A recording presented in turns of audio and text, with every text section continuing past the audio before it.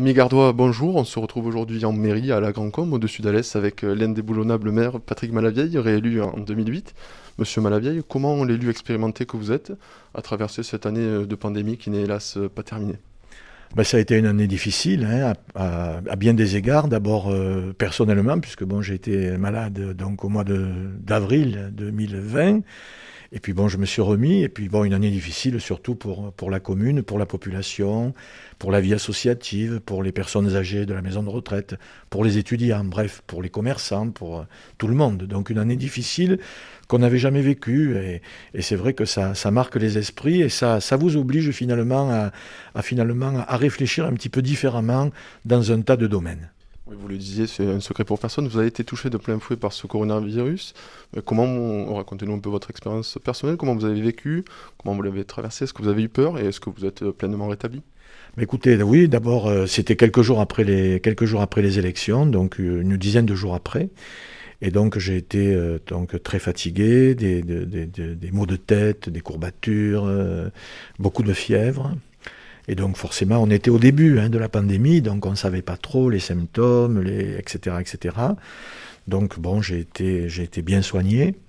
Et puis ça m'a duré à peu près 3 semaines, un mois, voilà, où j'ai été, je ne suis pas sorti de mon domicile pendant toute cette période. Le moral en prend un coup, hein, surtout quand on est habitué à beaucoup sortir. Et puis bon, il y avait beaucoup de choses à faire à la mairie, mais bon, l'équipe a été formidable, que ce soit les élus ou les administratifs, donc ont parfaitement assuré le relais. Ça prouve d'ailleurs que nul n'est indispensable, hein, je m'en suis rendu compte. Et puis non, aujourd'hui, je n'ai pas de séquelles. Donc, par contre, je fais extrêmement attention aux gestes barrières et puis à toutes les précautions qu'il faut prendre. D'accord. Outre la proximité qui vous est chère, quels sont les grands événements locaux ou non d'ailleurs qui vous ont le plus manqué durant cette année de pandémie? Bah écoutez, la rentrée scolaire s'est faite dans des conditions difficiles. Il a fallu être extrêmement attentif, aux parents d'élèves, aux enseignants, à nos personnels municipaux, aux enfants, de manière à ce qu'ils puissent recevoir quand même, j'allais dire, les cours dans de bonnes conditions, puisqu'on sait que rester sans école, c'est compliqué. On l'a vu pendant la première période. Donc ça a été compliqué de mettre tout ça en route. Et puis je crois que ce qui nous a le plus manqué, c'est la vie sociale, la vie associative, les manifestations culturelles, les écoles de danse, les écoles de musique, Charbon Ardent, enfin, tous les événements qui rythment la vie de la cité tout au long de l'année. Et puis moi, ce qui me manque aussi beaucoup, c'est aussi cette capacité à rencontrer la population. Alors, nous avons pu rétablir le marché hebdomadaire du mercredi et du samedi. Ça, c'est un peu le poumon de la ville en termes de consommation et d'action commerciale. Bon, mais ça fait pas tout. Donc, le fait de ne pas pouvoir, après une réunion, aller boire un verre au bistrot, de partager un petit peu les choses, ça manque beaucoup. Donc, moi, ce qui me manque, ce qui m'a le plus manqué, c'est effectivement ce contact avec la population. Oui. Vous évoquez la culture, c'est bien normal puisque vous êtes vice-président de l'Alès Agglomération, délégué à la culture notamment. Vous manquez aucune occasion en conseil communautaire d'interpeller l'Assemblée au sujet de cette culture dont vous craignez qu'elle ne soit la grande oubliée de l'après-crise, déjà qu'elle a été un petit peu la sacrifiée de cette année.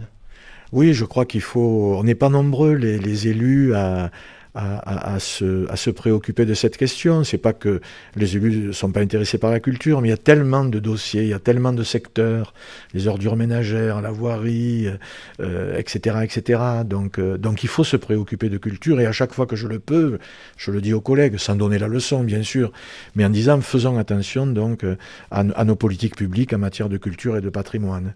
Et donc j'ai résumé ça d'une formule en disant effectivement que nos poumons avaient besoin d'air, mais que nos cerveaux avaient besoin d'art. Donc il faut se préparer à la reprise et effectivement, il ne faut pas que la culture soit la grande oubliée du plan de relance.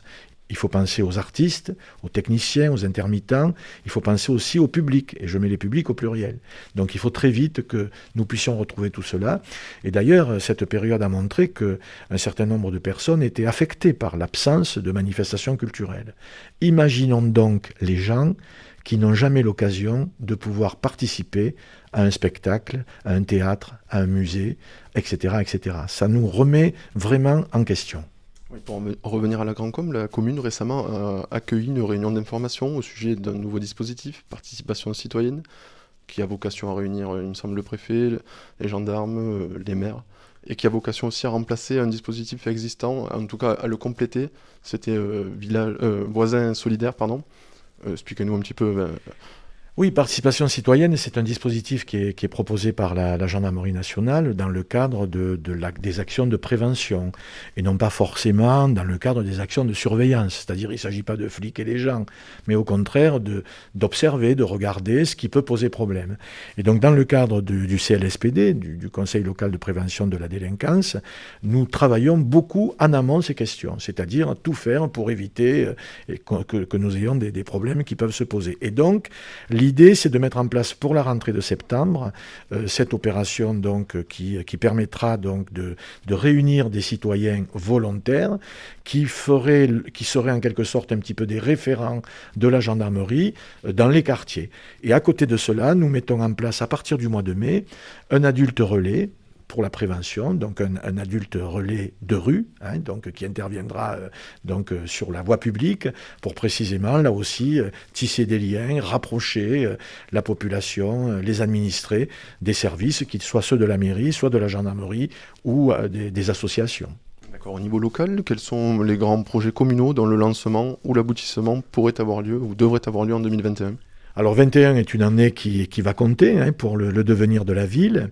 Alors je pourrais commencer par exemple la maison de retraite, où nous allons lancer d'ici la fin de l'année la construction d'une unité protégée pour les personnes âgées désorientées. Nous avions une maison de retraite qui n'avait pas ce service-là, donc le projet est parti, 11 millions d'euros, financés à la fois par le département du Gard et par l'ARS. Nous avons bien sûr au mois d'octobre l'ouverture de l'EPID, l'établissement public d'insertion vers l'emploi porté par le ministère, avec la création de 54 emplois permanents, l'accueil de 150 jeunes dans un quartier de la ville, à Ribes plus précisément, dans des anciens locaux occupés autrefois par l'AFPA, donc à la fois pour les personnes âgées, à la fois pour les jeunes. Nous avons également la requalification du théâtre de verdure pour un montant de 500 000 euros, avec l'installation de jeux pour enfants.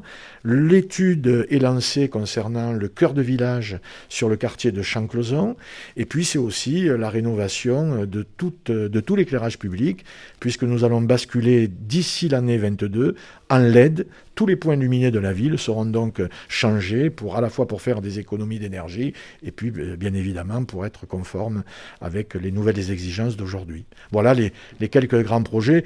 Je pourrais bien sûr aussi citer des projets qui sont importants pour moi. C'est précisément développer les manifestations culturelles, et donc nous aurons une belle édition de Charbon Ardent 2021 si les conditions sanitaires le permettent, et j'aurai l'occasion dans quelques jours de dévoiler le thème qui sera retenu. Très bien, beau programme. Merci Monsieur Malavieille. Merci à vous.